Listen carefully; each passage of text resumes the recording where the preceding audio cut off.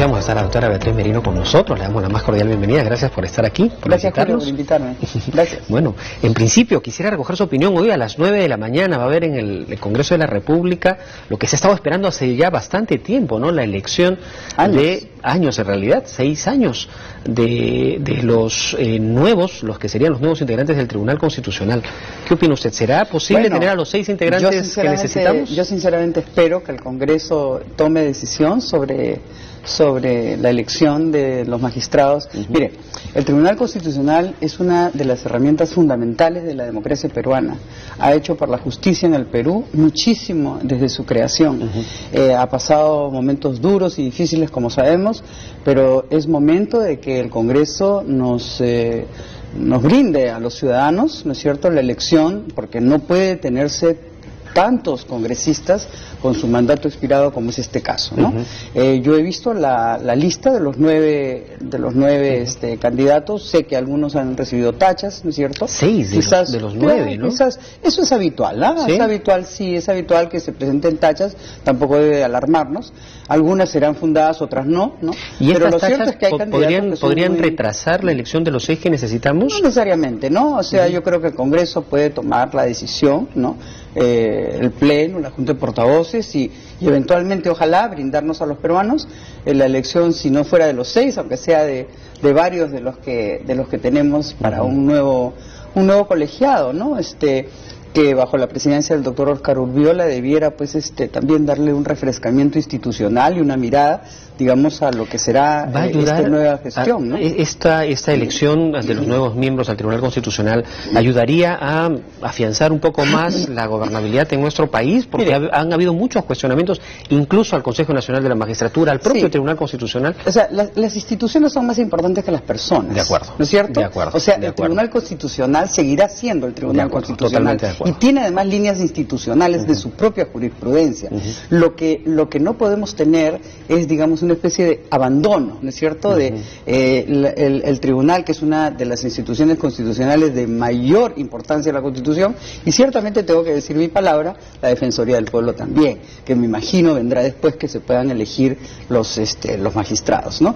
Lo que creo que será una magnífica señal, no solo para la ciudadanía en términos de democracia, sino también para los agentes económicos. Significa que el Perú funciona, el Congreso elige y tenemos nuevos magistrados para los próximos años, ¿no? Bueno, esperemos que esto hoy en realidad sea una muy buena respuesta para creo que lo vamos a celebrar. Congreso, y lo vamos a celebrar, que lo vamos a celebrar todos los peruanos. Otro de los temas que nos está preocupando mucho y que está involucrado con esta captura, en realidad, de un presidente regional, el señor Álvarez. Tiene el presupuesto más importante de todas las regiones del Perú, estaban centralizados en Ancash, y ahora resulta que el señor está detenido, y por acusaciones gravísimas, ¿no? ¿Qué opina al respecto? Mire, a ver, yo creo que la culpabilidad o no, sea del presidente regional y de todas las personas detenidas, serán determinadas por los órganos jurisdiccionales, en este caso por los fiscales y por los jueces, ¿no?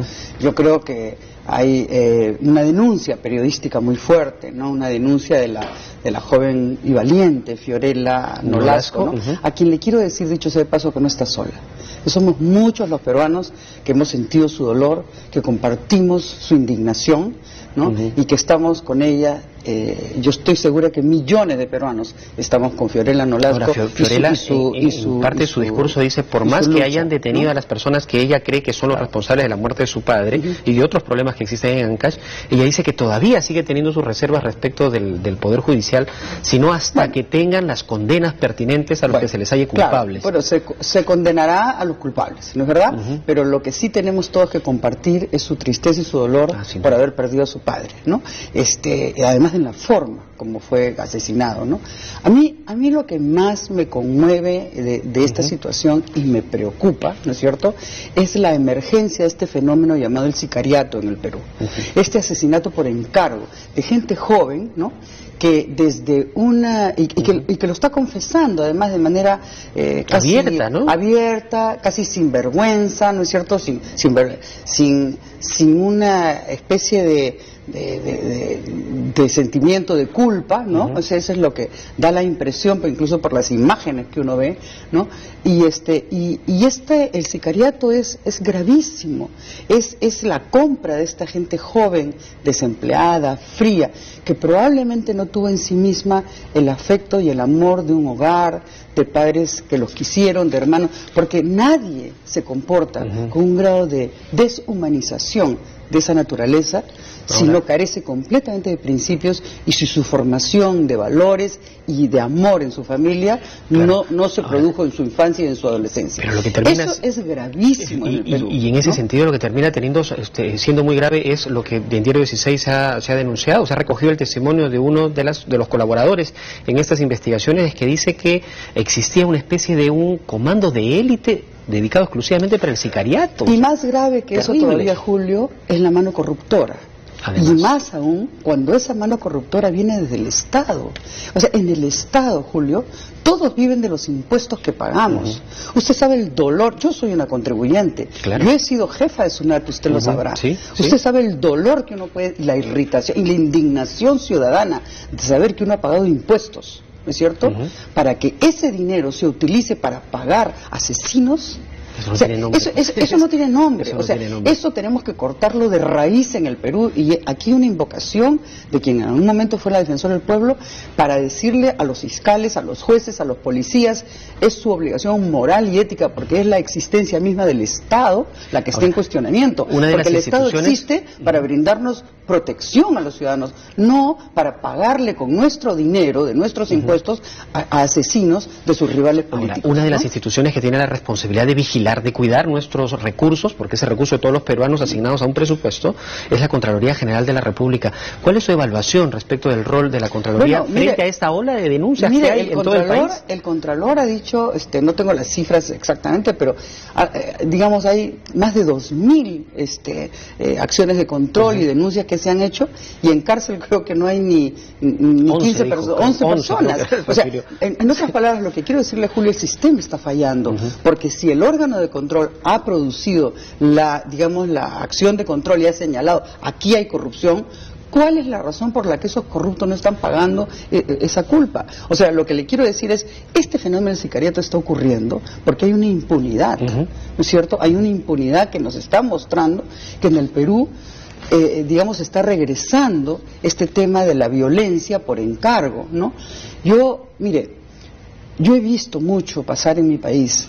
Freud hablaba en la neurosis de la repetición. En el Perú no vamos a permitir en la vida de los peruanos que se repitan las muertes que se produjeron durante la violencia, ya sabemos de las manos criminales, ¿no es cierto?, de Sendero Luminoso y otras organizaciones terroristas.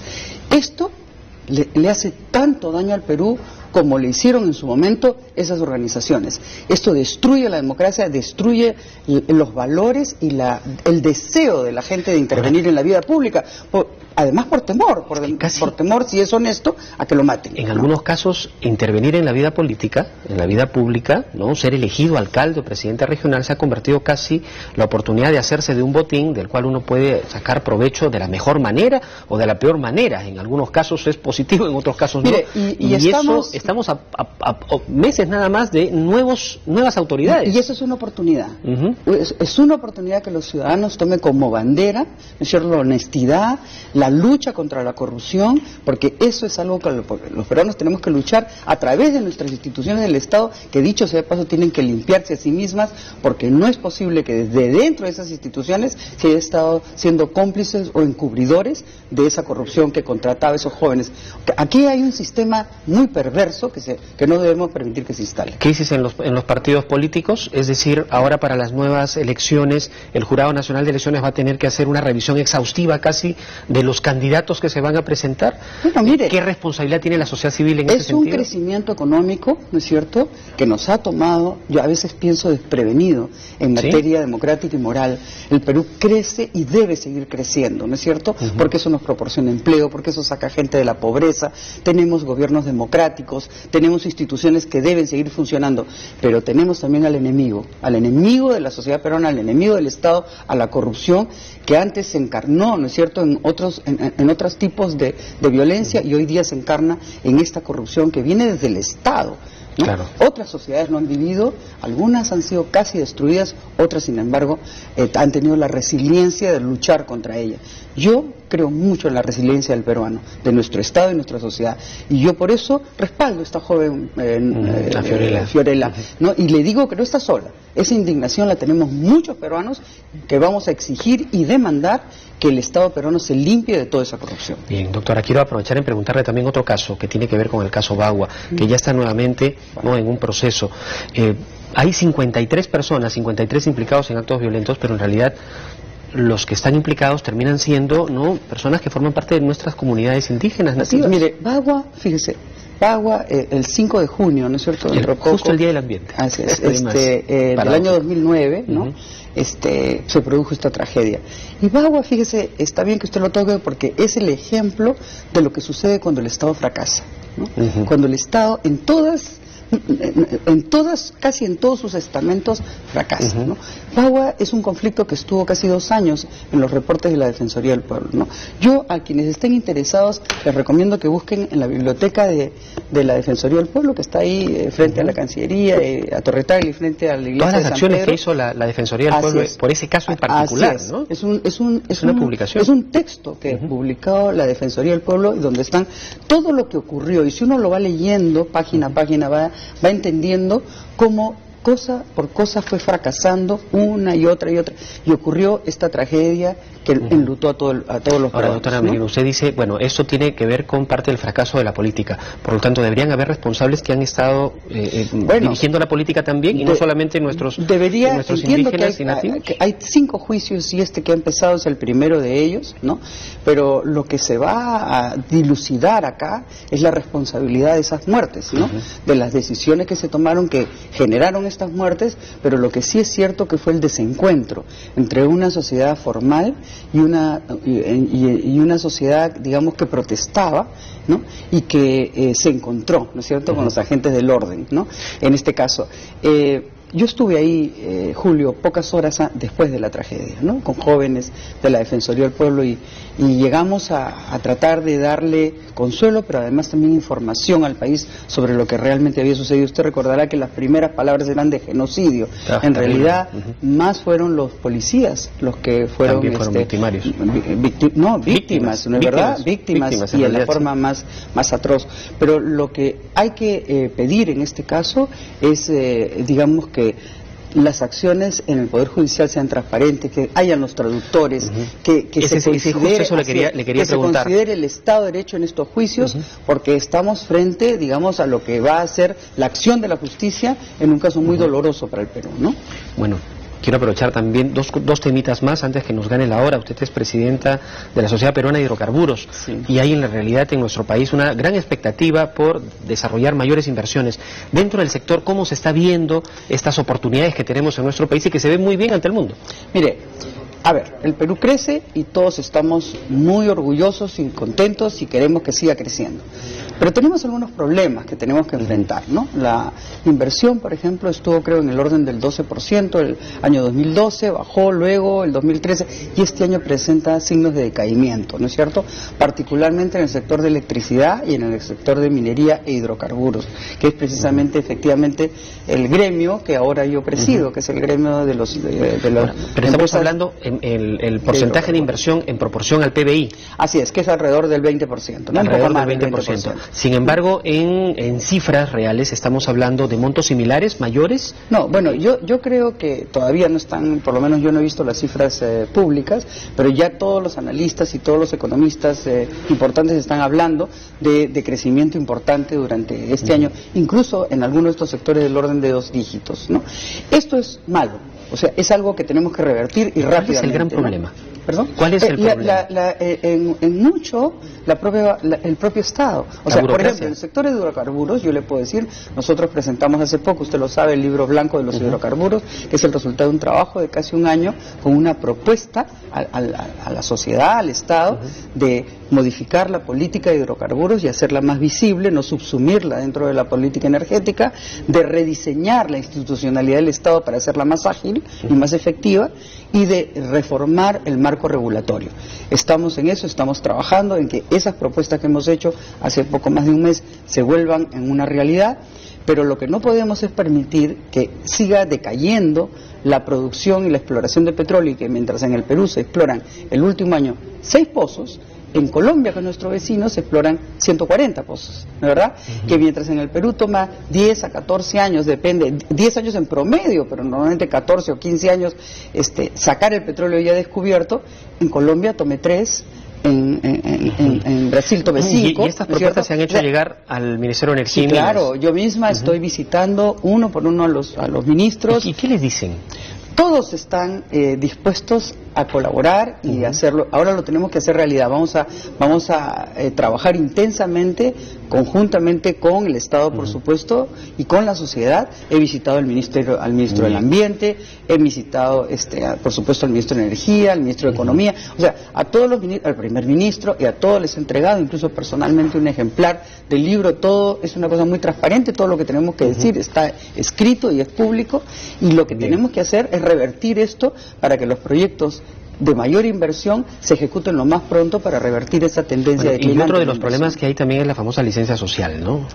Que requiere también un trabajo mucho más fino de articulación, pero de manera multisectorial incluso. Sí, mire, ¿no? pero el Ministerio de Cultura, que es quien está encargado, digamos, de la consulta previa en este caso, está haciendo, yo creo, un trabajo intenso en convertir esta herramienta de participación en una realidad que pueda, en algunos casos, y en la mayor parte de los casos, ojalá, servir, digamos, de instrumento de estabilidad de estos proyectos, porque estos proyectos son de largo plazo. Sí, pues. O sea, estos no son proyectos de 2 años o 3, son proyectos de 15, 20 años, 30 años. Por eso es que la concesión se da por esos tiempos, ¿no? Bien, señora Merino, doctora Merino, muchas gracias por estar aquí con nosotros. No, Julio, al contrario, muchas gracias por invitarme. Gracias. Bien, hemos tocado varios temas con la doctora Beatriz Merino aquí en nuestros estudios, pero nosotros tenemos que continuar con más información. Nos vamos a trasladar